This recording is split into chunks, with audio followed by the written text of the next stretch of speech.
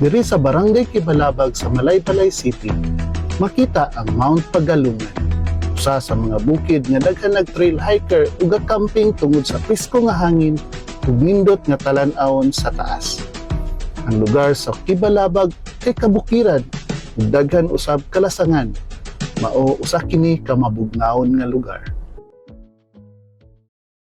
Maayad haal daw mga kastorya.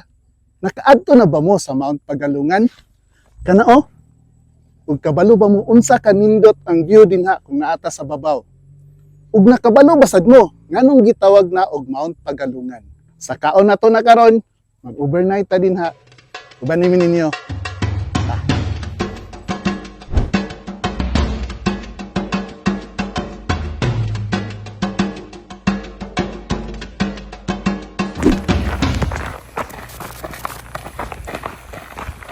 Shout out di ay sa among natagbuan kag ma'am ug sir. As dayon si ma'am. First time ni mo sir. Kumason mo ba kayo? First time gid ma'am.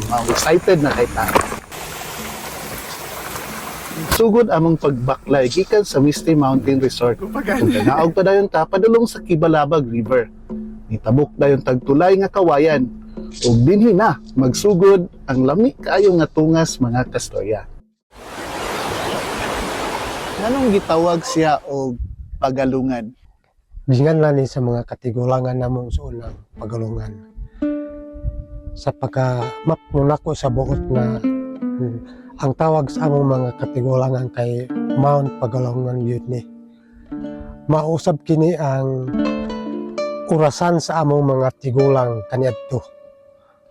Kaming mga bata pa sa una, pangutanan mi sa mga tigulang nga tanawa raw o misalop ng adlaw sa Pagalungan. Mao'y gihimo nila nga orasan. Kay kanila yung Pagalungan sir, ang pasabot ana orasan. Yes. So kung moabot na ang adlaw din salop na, mo gabiin na dayon. Magabi na kayo. Dinhi tan-awon sa Mount Pagalungan. Mount Pagalungan.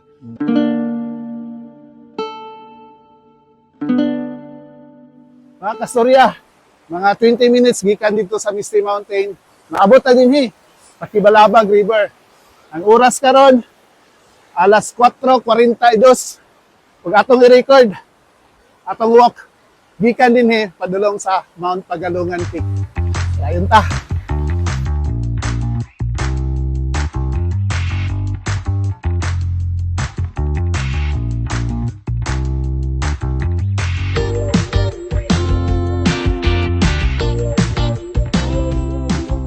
Yun sila ba? Ang Pagalungan ko no, tungason daw. Ang sa'y tungas? Perting tungasa.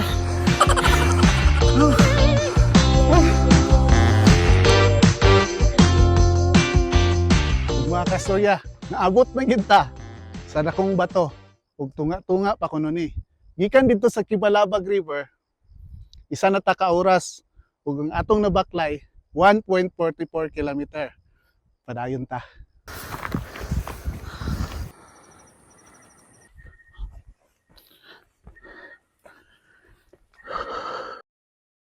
Mga kastorya, hapit na kita. Hapit na tan-ab tanog alas City. Nagani kay gitagbo na kita sa tag-iya ni Sir Samboy o ni Sir Chickboy. Doon naman sir ba?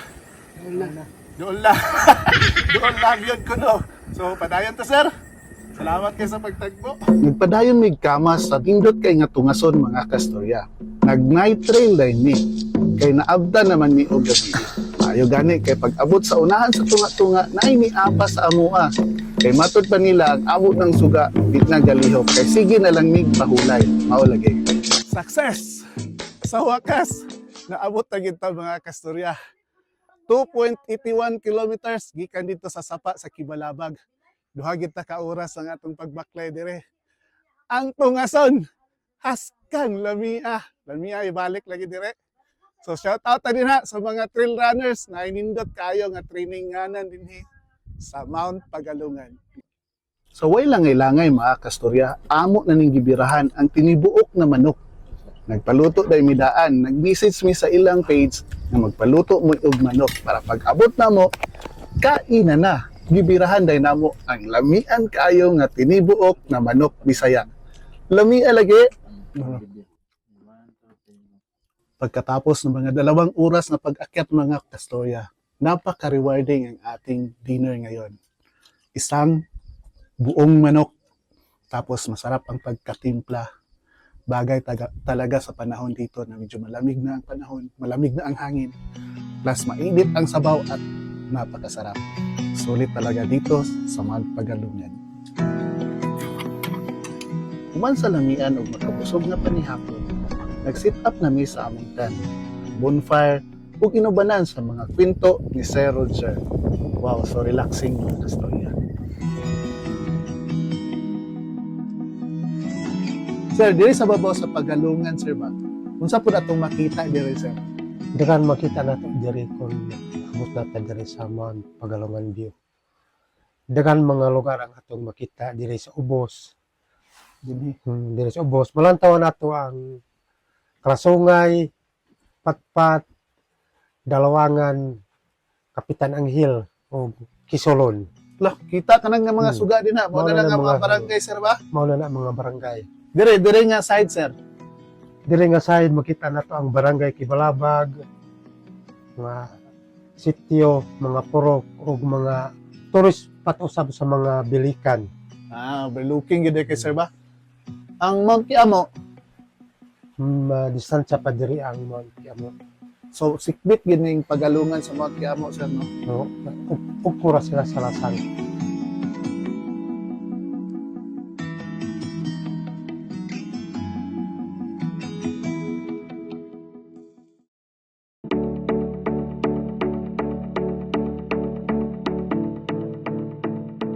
Pagmata nato sa buntag, usa ka paraiso sa kalsada ang mubungad sa atoa diri sa Mount Pagalungan mga kastorya. Gikan sa 360 degree na view hangtod sa makapaghinganghang nga talan-awon. Wow, Pagalungan. I love you. Ug mga kastorya, kung gusto po mo mag-camping para sa among gibuhat karon, naapod sila lutuanan dinhi. Ug dinhi pod ang kan-anan. Oh, dako-dako gid nga area nga ilang giprepara. Ug dinhi dayon sa wala nga bahin, makita nato dinhi ang CR. Pero kung gusto po sila magpaluto, sir, pwede po, sir, no? Pwede Oh. magluto dito sa. So, pwede magpaluto dito, pwede po mo magluto-luto dinhi. Mga kastorya, gusto po mo og cabin nga papuy-an dinhi sa Mount Pagalungan, napoy ilaha dire. No? Aesthetic ayong dati. Uy, sorry po. Ha? Dahil bintana. Dili pang butang atong mga butang. Nice. Nice, sir. Ano, mo day kuan, sir, ba? Solar pod ba? Hayag ready re. Tapos, sir. Luto na jud ang atong pamahaw espesyal mga kastorya. Filipino breakfast. Lami kaayo ang pagkaon, pas nindot ang view, pagkahiyahan. So mga kastorya, luto naman gyud ang pamahaw. Lami kayo ang ilang gi-prepare sa atoa. Ug naagi espesyal kayo dinhi oh. Kaning ubod sa uway. Ug daghan pud kayo bunga sa uway dinhi karon. Filipino breakfast ang ato ang birahan karon. Plus natin mga prutas. So sabay na dayon mi nangaon nila ni sir. Kay pagkahuman sa pamahaw, mubaba na dayon mi. Sulit kayo atong experience dinhi mga kastorya. So karon sir, pag abot sa babaw, nice kay ang view. So daghan gid siguro ang gusto mo anhi dinhi sir. Unsa imong mensahe karon sa mga nananaw sa atoa? Ang akong masulti sa musubida sila dire aron matanaw nila kung unsa gyud kanindot ang view sa Mount Pagalungan. Tama gid sir ba? So unsa pay gihulat? Bisita na mo sa Mount Pagalungan. Salamat kay sir ha. Salamat kay sa panahon nga imong gihatag sa amo. So mo to mga kastorya, ako yung nadunggan gikan kan sir. Unsa kanindot ang view dinhi? Katapusan sa among pagsaka sa Mount Pagalungan, among nasabtan ang kalibutan sa kabukiran, lahi gyud kaayo ang pahulay nga gihatag. Nindot kaayo ning lugar, hilom ug limpyo, ug mas maayo na atong ipadayon kini pag-amping para sa uban. Hinaot atong hinumduman ang atong responsibilidad, ang pag-amping sa kinaiyahan. Karon mga kastorya, nakita nato daghan gyud kaayo ni saka sa pagalungan karon. Tanatan ni ma'am kung unsa pud ang iyang experience sa pagsaka dinhi. Ang ako experience sa pagsaka dire, medyo kapoy gid siya kay subida kaayo, pero pag abot nimo diri sa taas sulit jud kayo ang imong pagsaka. Wow jud kayo.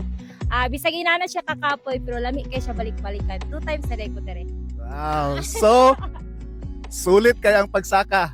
I love you kayo. Kaya jud ka nga wow ang view. Wow. Diri sa ibaba. Amazing. Wala ka lang Salamat. Mga kastorya, ang Mount Pagalungan, di lang ni siya laaganan. Usa kini kanindot kayo nga kinaiyahan nga dapat nato ampingan.